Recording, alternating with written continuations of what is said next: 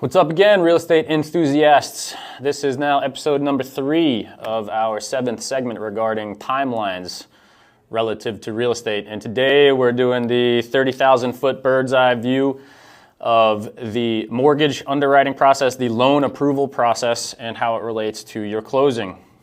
Now, we have talked innumerable times throughout these videos about the different lending products and how they will affect your real estate timeline. But we said just last episode that the typical timeline of a real estate closing is between 30 to 60 days, and most lending products, most situations, most buyers are going to fit within that mold, but obviously all rules come with exceptions. So again, as we've discussed previously, you need to very closely monitor and understand the different lending products that are being represented by your offers before you choose one and get into bed with a buyer that can't perform on a timeline that you are expecting. Now, generally, the lending products are going to go from a shorter timeline and less red tape to a longer timeline and more red tape in the following order. We have very large down payment lending products like a portfolio loan. Very quick. A lot of times there's appraisal waivers. The bank doesn't even care to appraise the property because the buyer is putting down a ton of money, and the bank is only financing a short little chunk of it, so they don't really care how much the home is worth. Next would be your conventional products, your 20% down or 30% down conventional loans. Again, lots of down payment. There's definitely going to be an appraisal, but the bank is less concerned because this buyer's got pretty deep pockets putting down a lot of money. Now we're getting into next the FHA products, First-Time Homeowners Association. These are much smaller down payments. The bank is pretty hyper-focused on how much this house is actually worth to make sure that they're not over-lending.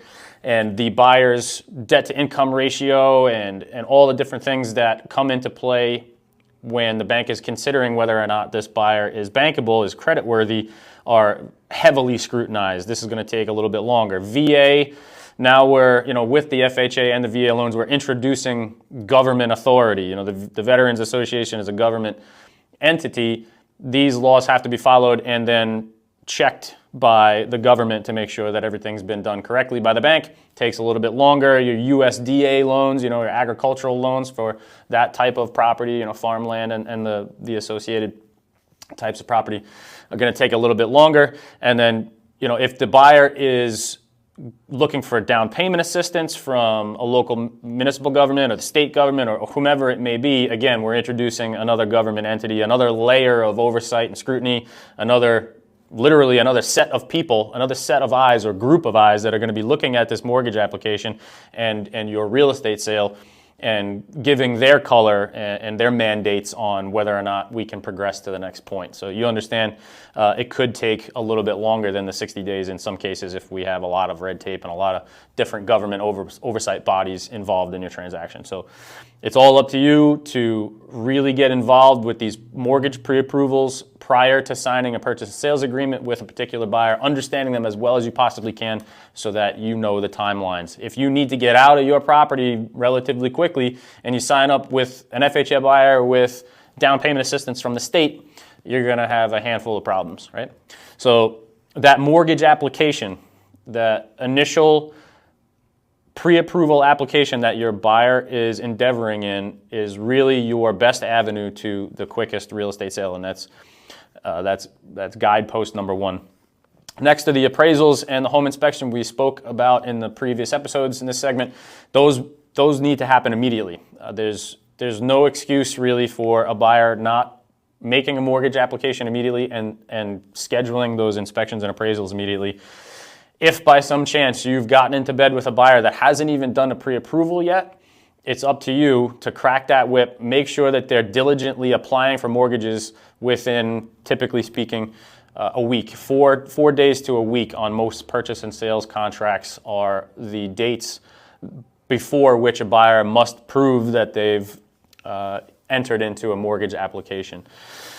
So again, make sure that you're doing your job, make sure that you are understanding the different lending products and making sure that your buyer is entering into their mortgage application as swiftly as humanly possible and getting those inspections and appraisals ordered immediately.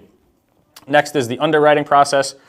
the bank is going to do further due diligence. We can be almost positive, because you've watched all of these previous videos and you've followed our prescriptions to the letter, you've gotten into contract with a buyer that does have a pre-approval. You've asked the loan officer before you sign the purchase and sales agreement about this buyer. Have they been run through a desktop underwriter? Have they provided documentation to substantiate the claims that they've made on your mortgage application? Have you done your homework previous to this buyer being accepted on a purchase and sales agreement? The answer is going to be yes, right? Right? Don't screw this up.